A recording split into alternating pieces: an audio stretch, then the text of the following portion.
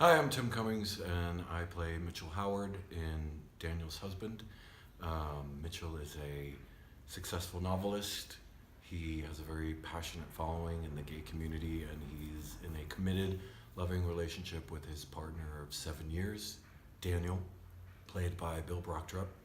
And one night they have a dinner party with their friends, and the topic rolls around to gay marriage.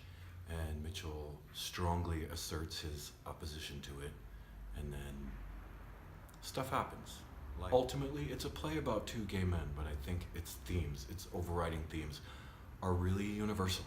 I think a lot of people will see themselves in their relationship and the situation that they find themselves in. Right. Working with Bill Brochtrup again is fascinating. You know, doing the normal heart with him, that's the kind of play where you walk through the fire. I mean, all of the guys in that play, we became like a band of brothers. We still hang out all the time. You know, we cared so deeply about each other's lives and about each other's process when we were doing that. Bill and I, because of what we had to do in that play, just bonded for life.